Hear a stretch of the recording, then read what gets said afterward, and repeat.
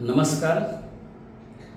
इयत्ता 10वी मार्च 2026 ची परीक्षा देण्यासाठी ज्या विद्यार्थ्यांनी 10वीचा अभ्यास सुरू केला आहे ते सर्व विद्यार्थी, त्यांचे पालक आणि त्यांना जे जे सहकार्य करणारे घटक आहेत त्यांच्यासाठी हे मार्गदर्शन आहे.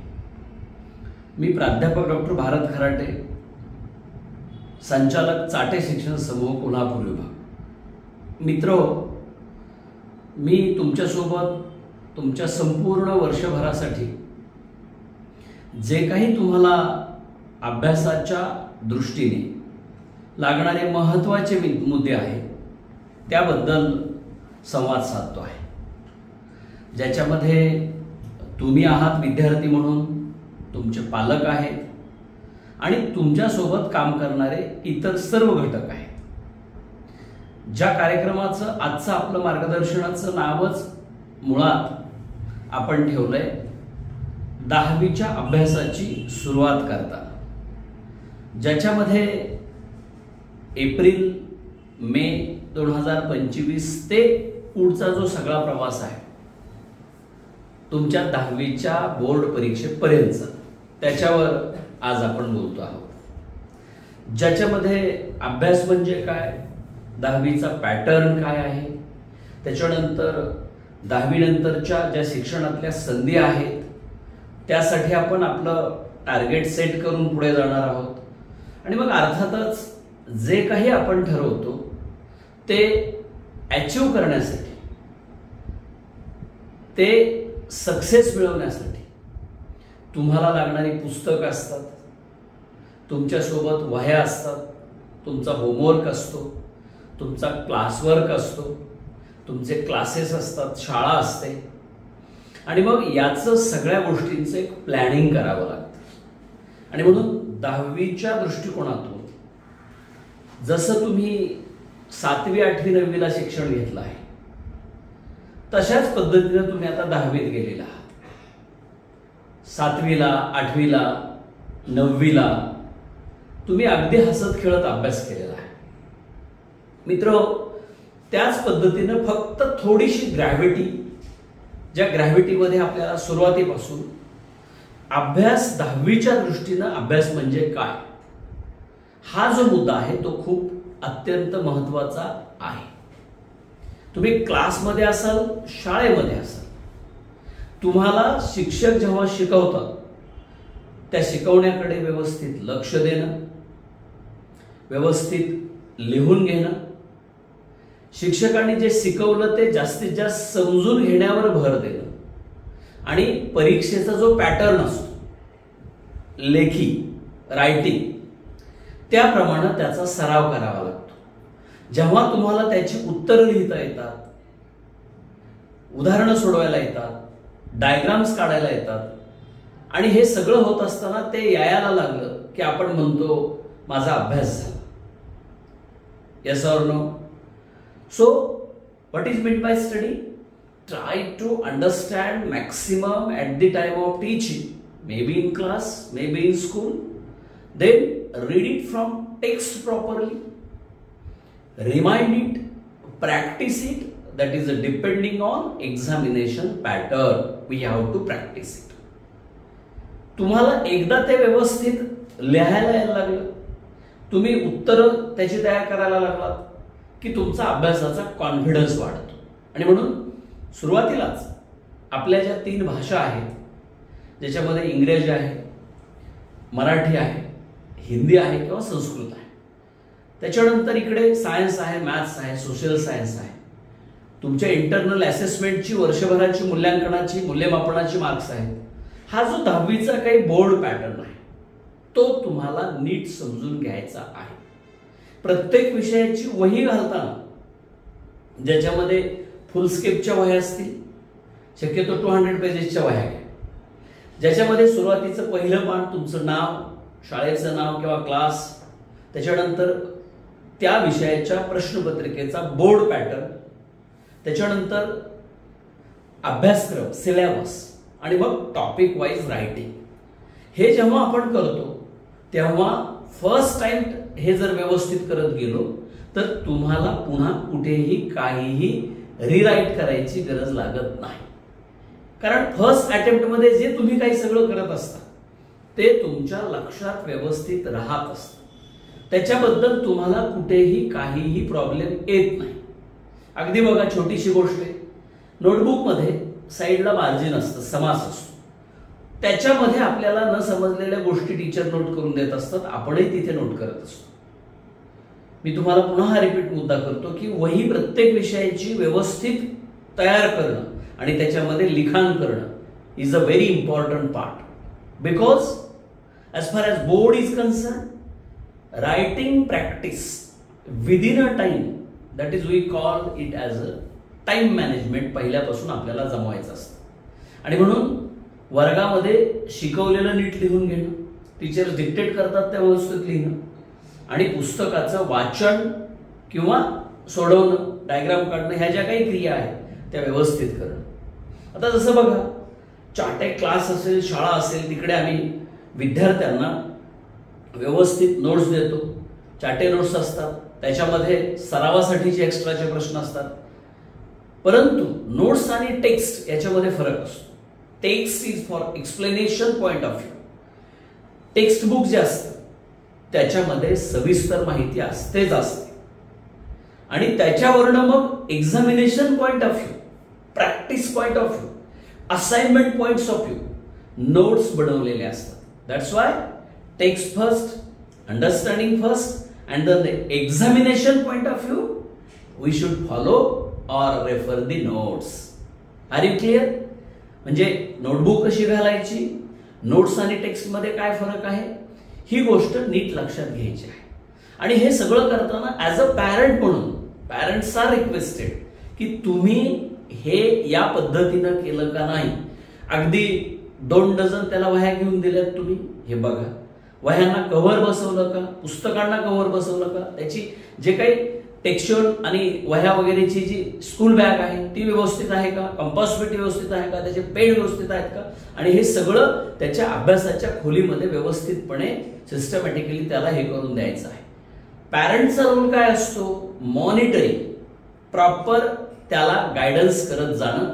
आणि जे आपण आता बोलतो आहोत याच्या प्रमाणे पालकांनी त्याच्याकडे लक्ष ठेवून, जिथं कुठं कमी पडत असेल तिथं संबंधित जे काही त्याचे मार्गदर्शक असतात, चाटे क्लासमधले असतील, स्कूलमधले असतील, किंवा तुमच्या घरचे त्याचे मोठे बहीण भाऊ असतील, किंवा तुम्ही स्वतः असतात, तुम्ही त्याला सांगितलं पाहिजे. कारण ही टीनेज मधली मुले, या मुलांना थोडासा खोडकरपणा, मोबाईल सारख्या काही गोष्टी किंवा इतर गोष्टी ज्या अभ्यासाशी सुसंगत नाहीत परंतु त्या गोष्टी ते करत असतात.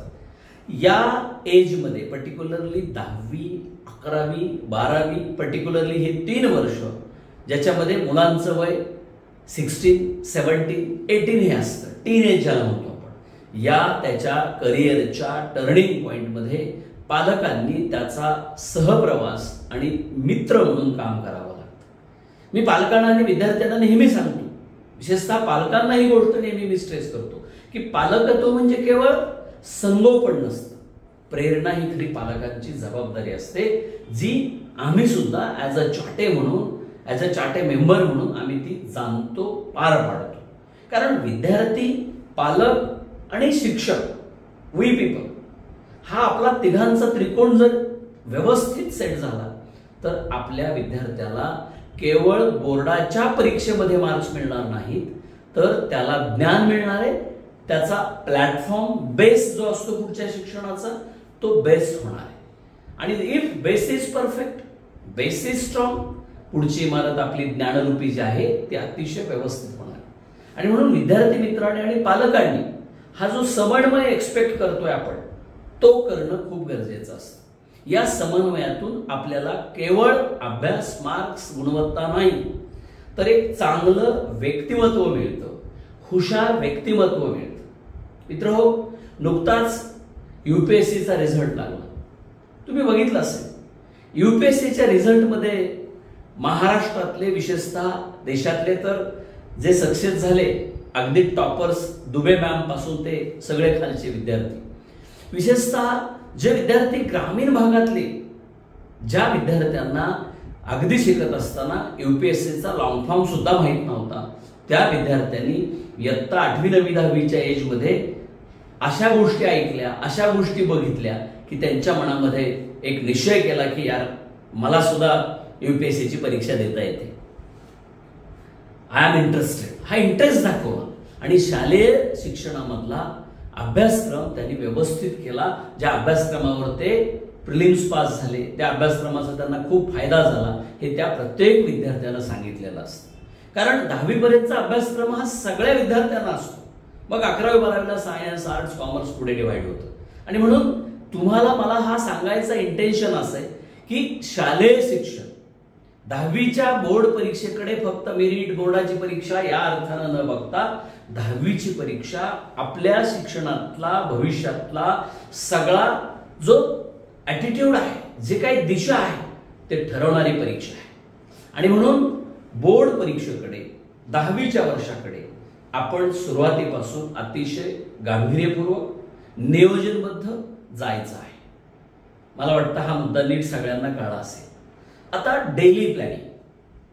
डेली प्लॅनिंग मीन्स दररोज आपण सकाळी किती वाजता उठायचंय. साधारणतः प्रत्येक विद्यार्थ्यानं 5 ते 5:30 वाजता उठावं.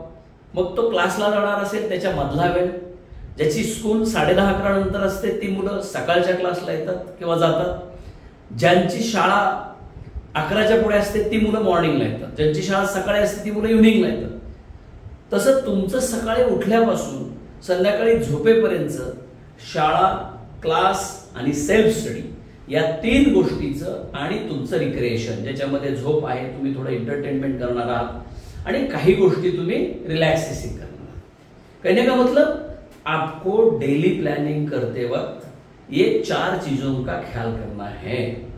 आणि मग याच्यामध्ये साधारणतः सुरुवातीचा जो पिरियड आहे अप टू ऑगस्ट हा कमीत कमी एक 4 तास सेल्फ स्टडी होईल अशा पद्धतीने आपल्याला मॅनेज करायचा आहे।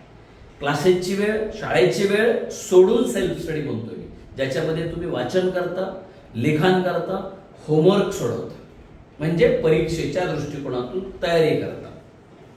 लक्षात येतंय का बघा, या दृष्टीने तुम्ही प्लॅनिंग करा। नंतर मग साधारणतः सप्टेंबर, ऑक्टोबर, नोव्हेंबर या दरम्यान परत थोडीशी वेळ वाढते आणि नोव्हेंबर एंडला साधारणतः सिलेबस शिकवून पूर्ण होतो, जेणेकरून पुन्हा आपल्याला फक्त सरावाच्या परीक्षा शिवाय वाचन करणं, रिव्हिजन करणं या गोष्टीला वेळ देत देत आपण फेब्रुवारी एंड म्हणजे मार्चच्या मिडलला तिथे आपली परीक्षा असते। या पद्धतीने सुरुवातीच्या टप्प्यात किमान 4 तासाचा सेल्फ स्टडी एक्सपेक्टेड आहे। दुसऱ्या टप्प्यात तो 5 तास 5.5 तास होईल आणि शेवटच्या टप्प्यामध्ये मग तो 7-8 तास होईल। हे कशासाठी आपण करतोय? For getting the good success, for getting the knowledge, for getting the good career opportunity. Are you clear? तुम्हाला मुद्दा लक्षात येतोय? कारण करिअरची डेफिनेशन, समजा तुम्हाला MBBS ला जायचंय, समजा तुम्हाला इंजिनिअरिंगला जायचंय, समजा तुम्हाला CA व्हायचंय, जे काही व्हायचंय ते 10वीच्या अभ्यासक्रमानंतर तुम्ही 11वी 12वी करून पुन्हा होणाऱ्या एंट्रन्स एक्झाम तिथपर्यंतचा हा 3 वर्षाचा तुमचा प्रवास असतो। आणि म्हणून 10वीच्या अभ्यासक्रमाकडे, 10वीच्या आपल्या अभ्यास करण्याच्या प्रक्रियेकडे पालकांनी आणि विद्यार्थ्यांनी इतक्या व्यवस्थितपणे प्लॅनिंग केलं तर त्याचा बेस तयार होतो, त्याला ती सवय लागते, त्याची हॅबिट तयार होते आणि त्याचा बेनिफिट 11वी 12वी मध्ये तर प्रचंड होताना दिसतो।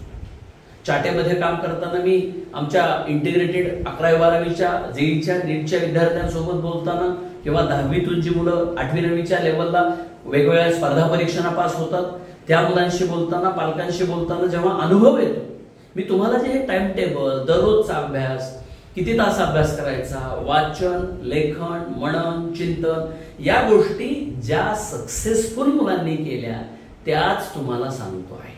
दिस is an experience which I have in Chate. चाटेमध्ये मला जो मेरिटच्या मुलांसोबतचा नेहमी एक्सपिरियन्स मिळतो, ते कसं वागतात, ते कसं करतात, त्याप्रमाणेच मी तुम्हाला हे आजचे मुद्दे सांगतो आहे। आणि म्हणून विद्यार्थी मित्र हो, daily planning carries very very important role. Are you clear?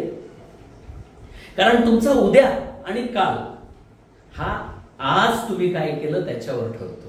That's व्हाई मैं विद्यार्थियों नेहमी सांगतो कि अगर आप वर्तमान में जीते हो तो आपका past and future will be best.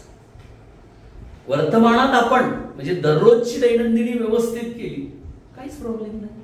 आपल्याला टेन्शन येणार नाही, अभ्यास व्यवस्थित होणार आहे आणि कुठेही डिफिकल्टीज येणार नाहीत. कारण आपण दररोजचं काम दररोज करतो, त्याची आपल्याला सवय लागते आणि आपण एक अभ्यासू व्यक्तिमत्व तयार करत असतो.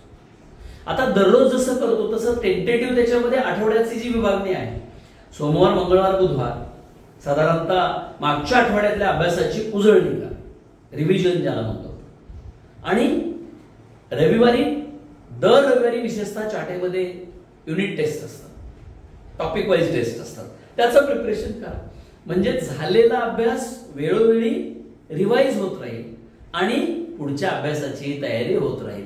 रविवारी टेस्ट दिली, मागच्या आठवड्यातले पेपर तपासून मिळाले, व्यवस्थित त्यातल्या शंका टीचरांना विचारून घेतल्या. ऑन अन ॲव्हरेज टीचरांसोबत आपलं इंटरॅक्शन होत राहिलं पाहिजे. चाटेतल्या नॉन टीचिंग ब्रांच हेड किंवा इतर जे काही नॉन टीचिंगचे तुम्हाला सपोर्टिव्ह स्टाफ असतो त्यांच्यासोबत तुमचं इंटरॅक्शन होत राहिलं पाहिजे. म्हणजे तुम्हाला मोटिवेशन मिळतं, रिमाइंड मिळतो आणि तुम्ही नेहमी अलर्ट मोडवर राहता. विद्यार्थी मित्र, या पद्धतीनं दैनंदिन नियोजन, आठवड्याचं नियोजन तुम्ही निश्चित करा, तुम्हाला कुठेही डिफिकल्टी येणार नाही. आता युनिट टेस्ट झाली, पेपर तपासून मिळाला, त्याच्यात जर काही चुकलं असेल, समजा एखादा प्रश्न चुकला, ओके, नो प्रॉब्लेम, तो प्रश्न पुन्हा लिहून काढा.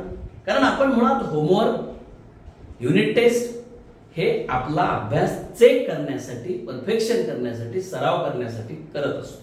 त्याच्यामुळे त्या वेळेला तिथं चुकलेल्या गोष्टी जर समजल्या नसतील तर विचारून घ्या, समजल्या असतील नो प्रॉब्लेम, विसरला असेल पण लिहून सराव करा. कहने का मतलब आपको परफेक्शन लाने के लिए ही असाइनमेंट्स होती है, होमवर्क होता है, देन यूनिट टेस्ट होती है. This is regarding daily planning and weekly planning. आता आपण पुढे जाऊ. मंथली, दर महिन्याच्या एंडला साधारणतः तुम्ही जे काही त्या महिन्यात टेस्ट दिल्या, कुठे कमी पडलो, जे काही आपलं प्लॅनिंग होतं, अभ्यासाचं टेंटेटिव्ह शेड्यूल होतं, चाटेमध्ये तुम्हाला पूर्ण अॅन्युअल प्लॅन मिळालेला असतो. टेस्ट कशा होणार आहेत, त्याचा सिक्वेन्स, सगळ्या विषयांचा सिलेबस, त्याचे मार्क्स, एव्हरीथिंग इज दॅट, तुम्हाला ते दिलेलं असतं. आणि म्हणूनच चाटेतल्या विद्यार्थ्यांना या सगळ्या गोष्टींचा प्रचंड फायदा होतो. मित्र, या सगळ्या गोष्टी मंथ एंडला एकदा त्या महिन्याच्या चेक करायच्या. म्हणजे ज्या त्या वेळेला जे ते करेक्ट केलं तर आपल्या झालेल्या जर काही चुका असतील त्या सुद्धा दुरुस्त होतील. पालकांना विशेषमध्ये इथे एक सूचना आहे की हे सगळं टाइम टेबल, त्याचं एक ड्रीम मार्कशीट, म्हणजे त्याला किती मार्क एक्सपेक्ट आहेत अॅन्युअल एक्झाम मध्ये, ह्या गोष्टी तुमच्या समोर आहेत. विद्यार्थी मित्र हो आणि पालक, विद्यार्थी तुम्ही तुमचं ड्रीम मार्कशीट बनवा. 10वीला मला मराठीत एवढे मार्क्स घ्यायचे, इंग्रजीमध्ये एवढे मार्क्स घ्यायचे, सोशल सायन्समध्ये एवढे मार्क्स घ्यायचे, मॅथमॅटिक्समध्ये एवढे मार्क्स घ्यायचे, सायन्समध्ये एवढे मार्क्स घ्यायचे. त्याचं कारण असं आहे, जोपर्यंत आपण कोणतीही गोष्ट अशी डिसाईड करत नाही, टार्गेट ओरिएंटेड होत नाही, तोपर्यंत आपल्याला त्याच्यापर्यंत जाण्यासाठीच्या ज्या चुका असतात त्या कळत नाही. आणि म्हणून for getting the good target, good knowledge, आपली ड्रीम मार्कशीट का करायची? कारण आपल्याला 10वी पर्यंतचं जे आपलं आयडेंटिफिकेशन आहे हे 10वी नंतर बदलणार आहे. 10वीला जेव्हा तुम्हाला 95%, 96%, 98% मार्क्स मिळतात, तिथून पुढे पुढच्या शिक्षणात सुद्धा शिक्षकांचा तुमच्याकडे बघण्याचा दृष्टिकोन बदलतो. ते म्हणतात, अरे हा विद्यार्थी अभ्यासू आहे, याला आपण सहकार्य केलं पाहिजे. आणि साधारणतः आपला जो बायोडाटा तयार होतो त्या बायोडाटामध्ये 10वीचे गुण, 12वीचे गुण, पदवी म्हणजे ग्रॅज्युएशनचे मार्क्स आणि पुढं अशा पद्धतीनं तो असतो. 9वी पर्यंतचे मार्क्स तुम्हाला पुन्हा कुठे लिहायची नाहीयेत. आणि म्हणून तुमची जी आत्ता आयडेंटिटी काय आहे, तुम्ही XYZ, जाधव सरांचा मुलगा, पाटील सरांची मुलगी, असं काहीतरी तुमची ओळख आहे निश्चितपणे. परंतु 10वीला जेव्हा तुम्ही 99%, 98%, 100% मार्क्स घेता तेव्हा तुमचं आयडेंटिफिकेशन असं तयार होतं, हा तो अमुक अमुक विद्यार्थी ज्यानं 10वीच्या परीक्षेत 100% मार्क्स मिळवले, 99% मार्क्स मिळवले, ह्याचे ते आई वडील, ह्याची ती शाळा, ह्याचा तो क्लास. आणि मग तुम्हाला सुद्धा एक कॉन्फिडन्स लेवल डेव्हलप करायची संधी असते. मित्र हो, 10वीच्या परीक्षेतले गुण 12वीच्या परीक्षेतले किंवा विविध स्पर्धा परीक्षांमधले गुण हे भविष्यातल्या वेगवेगळ्या स्पर्धा परीक्षांची किंवा कुठल्याही करिअरची तयारी करत असताना समोरच्याच्या जेव्हा हातात आपण बायोडाटा देतो तेव्हा त्याचा इम्पॅक्ट क्रिएट करत असतात. If I am not wrong, नीट लक्षात घ्या. आणि म्हणून पालकांनी सुद्धा आपल्या पाल्याला 10वी, 11वी, 12वी ही 3 वर्ष त्याच्या करिअरच्या टर्निंगसाठी इंटरनॅशनल लेवलला जायचं असेल, नॅशनल लेवलला जायचं असेल, स्टेट लेवलला जायचं असेल, कारण आता जग विज्ञान आणि तंत्रज्ञानामुळे खूप जवळ येत आहे, अपॉर्च्युनिटीज आहे. पण त्या कुणाला आहे? Those who are having qualitative knowledge, creative, applicable, logic oriented. कारण याच सगळ्या गोष्टी विद्यार्थ्यांकडे आहेत का नाहीत हे चेक करण्यासाठी 12वी नंतरच्या विविध ब्रांचेसमध्ये ज्या काही एंट्रन्स एक्झाम होतात त्या ठेवलेल्या आहेत. काही वर्षांपूर्वी त्या परीक्षा नव्हत्या. महाराष्ट्रामध्ये 1999ला मेडिकलला एंट्रन्स सुरू झाली, 2004ला इंजिनिअरिंगला जेई सारखी परीक्षा सुरू झाली. ऑलरेडी IIT साठी, all India institute of medical science साठी, पर्टिक्युलरली सायन्स बद्दल जसं आहे तसंच इतर ब्रांचेस मध्ये सुद्धा आहे. आणि अपॉर्च्युनिटीज या इंटरनॅशनल लेवलला आहे, नॅशनल लेवलला आहे. ही संधी आपल्या विद्यार्थ्यांना आहे. हे पालकांनी लक्षात घेतलं तर आपली नॉलेज बँक बेस्ट होणार आहे. मी काय शब्द वापरला? Knowledge bank. मित्रांनो, नीट लक्षात घ्या. सोन्याचा भाव कमी जास्त होतो, सेन्सेक्स कमी जास्त होतो, रिअल इस्टेटचा भाव कमी जास्त होतो, पण मेरिटचं व्हॅल्यू या जगाच्या बाजारपेठेत नेहमी इन्क्रीजिंग ऑर्डरमध्ये असतं. नीट लक्षात ठेवा. आता हे आपलं चाटेचं 25-26चं प्रॉस्पेक्ट आहे.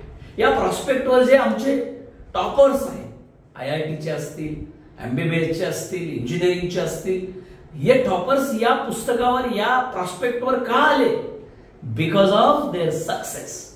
तुम्ही सुद्धा 10वीची सुरुवात करताना सुरुवातीपासून ठरवा, मला असा माझा फोटो आणायचा आहे, माझं कौतुक मला बघायचंय, माझ्या आईवडिलांच्या चेहऱ्यावरचा आनंद मला द्विगुणित करायचा. कारण आपल्याला जेव्हा सक्सेस मिळतं विद्यार्थी मित्र हो, तेव्हा खरा आनंद आपल्या आईवडिलांना, आपल्या शिक्षकांना जो होतो तो अवर्णनीय असतो. नीट लक्षात घ्या. आणि म्हणून तुम्ही या सगळ्या गोष्टी या सिक्वेन्सनं करायच्या आहेत. आज तुम्हाला माहिती असू दे, मध्यंतरी तुम्ही सगळ्या विद्यार्थ्यांनी महाराष्ट्रातल्या या भागातल्या कोल्हापूर, सांगली, सातारा, रत्नागिरी, सिंधुदुर्ग इकडच्या विद्यार्थ्यांनी बघितलं असेल, ढोले नावाचे विद्यार्थी UPSC मध्ये सिलेक्ट झाले. हा विद्यार्थी अतिशय प्रतिकूल आणि ग्रामीण भागातला परिस्थितीतला आहे, पण या विद्यार्थ्यानं जिद्दीनं काम केलं आणि सक्सेस मिळवलं. अख्ख्या महाराष्ट्रातल्या नव्हे, देशातल्या वेगवेगळ्या माध्यमांनी त्याला डोक्यावर घेतलं, त्याचं कौतुक केलं. ही गोष्ट खूप प्रेरणा देणारी, मोटिवेशन देणारी. चाटेतले सुद्धा आपले विद्यार्थी, सदावर्ती नावाचे आपल्या औरंगाबादचे विद्यार्थी सक्सेस झाले. त्याच्यानंतर जयसिंगपूर, सांगली, सातारा, पुणे इथले विद्यार्थी सक्सेस झाले. हे सगळे विद्यार्थी आम्ही ऑब्झर्व केलेले की ज्यांचा बेस हा 8वी, 9वी, 10वी पासून आहे. त्या विद्यार्थ्यांनी अतिशय डिसिप्लिननं काम केलेलं आहे. असं होतं का कधी? बघा, अभ्यास कमी केला आणि गुण चांगले मिळाले? नाही होत. शिस्त माणसाला नेहमी सक्सेस देते, एक चांगला फॉर्म्युला देते, आपल्याला नावारूपास येण्यासाठी मदत करते.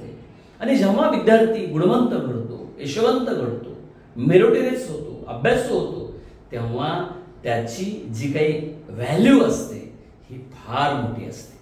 मी नेहमी विद्यार्थ्यांना बोलताना सांगतो, असे कित्येक विद्यार्थी मी बघितले की ज्या विद्यार्थ्यांना शिक्षणाच्या त्यांच्या एजमध्ये कधी 500,000 रुपये नाही मिळायचे, पण त्या विद्यार्थ्यांनी जेव्हा जिद्दीनं अभ्यास केला, शिक्षण घेतलं, त्या विद्यार्थ्यांना आज त्यांचं इंजिनिअरिंग, मेडिकल इकडचं शिक्षण पूर्ण केल्यानंतर लाखो रुपयाचे पॅकेजेस मिळत आहेत. And they are enjoying their life in very effectively. They are giving to enjoy to family members also, particularly parents also. आणि एक वेगळी गुणवत्ता तयार होते, एक वेगळी ओळख तयार होते. ज्ञान ही गोष्ट अशी जगाच्या बाजारपेठेमध्ये ती तुम्हाला कायमस्वरूपी आयुष्यभर मोठं करत असते. आणि म्हणून ज्ञानी होण्यासाठी आपल्याला 10वी, 11वी, 12वीच्या टप्प्यामध्ये बेस्ट अभ्यास करायचा आहे. ही खुणगाठ आपण प्रत्येक विद्यार्थ्यानं मनाशी बांधली पाहिजे. पालकांनी काय केलं पाहिजे इथे? पालकांनी आपल्या विद्यार्थ्यासाठी वेळ देणं, आपल्या पाल्यासोबत गरज आहे तिथे व्यवस्थितपणे जाणं येणं, त्याचा वेळेचा अपव्यय टाळणं आणि त्याला व्यवस्थित सहकार्य करणं, ही अतिशय महत्वाची गोष्ट नीट लक्षात घ्या. त्याचं कारणच असं आहे की त्या विद्यार्थ्याला त्याच्या टप्प्यामध्ये त्याला जर मदत केली तर त्याचा डिस्टर्बन्स हा राहत नाही. आणि म्हणून विद्यार्थी मित्र हो आणि पालकगण हो, तुम्हाला दैनंदिन अभ्यास, वीकली अभ्यास, त्याच्यानंतर मंथली रिव्ह्यू या गोष्टी करायच्या. तुम्हाला माहिती, कविवर्य सुरेश भट असं म्हणतात, आयुष्य छान आहे थोडं लहान आहे, रडतोस काय वेड्या लढण्यात शान आहे, काट्यातही फुलांची कमान आहे, उचलून घ्यावं ते दुनिया एक दुकान आहे.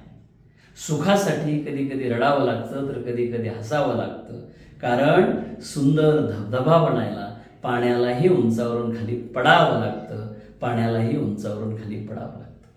कष्टाशिवाय, मेहनतीशिवाय, सातत्यपूर्ण अभ्यास केल्याशिवाय आपल्याला एक अभ्यासू व्यक्तिमत्व म्हणून आपली ओळख निर्माण करता येणार नाही. आणि म्हणून तुम्ही सर्वजण 10वीला त्या दृष्टीनं अडॉप्ट करा. 10वीच्या सगळ्या वर्षभराच्या नियोजनाला त्या दृष्टीनं अडॉप्ट करा. तुम्हाला होमवर्क दिला, होमवर्क काय असतो हे मगाशी मी सांगितलं की होमवर्क तुम्हाला शिकवलेलं समजतं का? त्याच्यामुळे होमवर्क करताना कंटाळा करायचा नाही, दररोजचं काम करताना कंटाळा करायचा नाही, कारण कंटाळा हा तुमचा सगळ्यात मोठा शत्रू आहे. नीट लक्षात घ्या. खूप मुलांकडे पोटेन्शियल असतं, पण परीक्षा आली की तेवढ्यापुरता अभ्यास करायचा, टेस्ट आली की तेवढ्यापुरता अभ्यास करायचा. या पद्धतीनं सक्सेस मिळत नाही, फक्त मार्क्स मिळतात, ज्ञान मिळत नाही. आणि म्हणून अभ्यासातलं सातत्य, नियोजन हे सगळं मेहनतीच्या रूपानं एका उज्ज्वल यशामध्ये रूपांतरित झालेलं आपल्याला दिसतं. चाटे सर नेहमी सांगतात की योग्य मार्गदर्शनासह सातत्यपूर्ण आणि नियोजनबद्ध कठोर परिश्रम हाच उज्ज्वल यशाचा खरा राजमार्ग आहे. आणि म्हणून प्रत्येक विद्यार्थी पालकानं 10वी, 11वी, 12वीच्या टप्प्यामध्ये हा जो मंत्र आहे, हे जे मार्गदर्शनातलं तथ्य आहे, ही जी गोष्ट आहे ती लक्षात घेतली पाहिजे. चाटे क्लासेस असेल, स्कूल असेल किंवा तुम्ही इतरही काही गोष्टी शिकत असाल तर त्या प्रत्येक गोष्टीमध्ये तुम्हाला या पद्धतीनं प्लॅनिंग, ज्याच्यामध्ये दैनंदिन नियोजन असतं, ज्याच्यामध्ये आठवड्याचं नियोजन असतं, ज्याच्यामध्ये वाचन असतं, ज्याच्यामध्ये लेखन असतं आणि जी काही आपल्याला सिलेक्शन क्रायटेरिया दिलेली आहे त्या सिलेक्शन क्रायटेरियाप्रमाणे जावं लागतं. म्हणजेच सक्सेस मिळवण्यासाठी काळ, काम आणि वेग याचं गणित घालावं लागतं. काळ म्हणजे आत्तापासून तुमच्या परीक्षेपर्यंतचा जो पिरियड आहे त्याचं नियोजन, त्याच्याबद्दल तुम्हाला आपण बोललेलो आहोत. काम, तुम्हाला कोणत्या कोणत्या विषयाचा अभ्यास करायचा, तुम्हाला किती विषय स्टडी करायचे, त्याचा पॅटर्न काय आहे, त्याच्यासाठी पुस्तकं, नोट्स याच्यामधला फरक, त्याच्यासाठीची लागणारी गरज, उदाहरणं सोडवणं, डायग्राम्स काढणं, निबंध लिहिणं, उतारावाचन, सारांश, जे काही तुमच्या अभ्यासक्रमात समाविष्ट आहे त्या सर्व गोष्टी. वेग म्हणजे त्याच्यासाठीचं आपलं दररोजचं जे काही सेल्फ स्टडी आहे, प्रॅक्टिस आहे, पेपर सोडवणं आहे, युनिट टेस्ट आहे, सगळ्या गोष्टी. आणि हे सगळं करताना चाटे क्लासेस असेल, चाटे स्कूल असेल, तुम्हाला प्रत्येक गोष्ट त्या त्या वेळेला देत असतं. मित्र हो, तुम्हाला जेव्हा काही गोष्टी समजत नाही, पालकांना सुद्धा ही गोष्ट नीट लक्षात घ्यायची आहे की आपल्या विद्यार्थ्याला जर समजा टेस्टमध्ये 30 पैकी 20 मार्क पडले, याचा अर्थ 10 मार्काचं चुकलंय, आपल्याला कळतंय, विषय ज्ञान असण्याची गरज नाही, तेव्हा महिन्यातून किमान एकदा तरी आपल्या क्लासेसच्या शाखेवर, शाळेत भेटलं पाहिजे. विद्यार्थ्याला आपण नेहमी वॉच ठेवला पाहिजे आणि विद्यार्थ्यांचे अतिटोकाचे लाड आपण केले नाही पाहिजे. अतिटोकाचे लाड म्हणजे काय होतं की तुम्हाला सगळ्यांना ही गोष्ट माहिती, साधारणतः आजच्या कुटुंब पद्धतीमध्ये एक मुलगा, एक मुलगी किंवा 2 मुलं, 2 अपत्य, अशा पद्धतीची कुटुंब व्यवस्था आहे, ज्याच्यामध्ये मुलं बऱ्याचदा मला हे घेऊन द्या, ते घेऊन द्या, मग मी ते हे करतो, ते करतो, अशा पद्धतीच्या थोड्याशा हट्टी गोष्टी करतात. या हट्टी गोष्टी ज्या आहेत त्या अजिबात मुलांनी करू नये आणि पालकांनी त्यांना नीट समजून सांगून त्या गोष्टी बाजूला काढाव्या. म्हणजेच हा जो काही तुम्हाला सक्सेस मिळवण्याचा चाटे पॅटर्न आहे, महाराष्ट्रातली अशी एकमेव चाटे ही संस्था आहे की ज्या संस्थेनं गेली 38 वर्ष 10वीचं मेरिट होतं, त्याच्यानंतर 12वी बोर्डाचं मेरिट होतं, त्याच्यानंतर जे शिक्षणाच्या पद्धतीमध्ये नॅशनल किंवा स्टेट लेवलच्या एंट्रन्स एक्झाम आल्या, त्या सगळ्या परीक्षांमध्ये आपल्या विद्यार्थ्यांची मेहनत व्यवस्थित करून घेऊन गुणवत्ता सिद्ध केलेली आहे, ज्यामधून आजपर्यंत जवळपास 25 ते 30 हजार इंजिनिअरिंगला मुलं गेलेली, त्यांनी वेगवेगळ्या शाखांमध्ये करिअर केलेले आणि ती मुलं आज भारताच्या बाहेरच्या जगाच्या पाठीवरच्या प्रत्येक देशात काम करतात. भारतात तर करतायतच. मेडिकलची मुलं आहेत, त्यांची संख्या 16-17 हजार आहे, जी MBBS आहेत, MD, BAMS आहेत, BHMS आहेत, BDS आहेत, MDS आहेत. त्याच्याशिवाय कॉम्पिटेटिव्ह एक्झाम ज्याला MPSC UPSC आपण म्हणतो, त्या प्रत्येक भारतातल्या राज्यामध्ये चाटेचे स्टुडंट्स तिथं सुद्धा आहेत. IIT मध्ये विद्यार्थी शिक्षण घेतलेले आहेत आणि एकंदरीत आज पहिल्या शिकलेल्या मुलांची जी पुढची पिढी आहे ती सुद्धा चाटेच्या स्कूल किंवा क्लासेस या शिक्षणामध्ये समाविष्ट झालेली आहे. We are proud of our cells.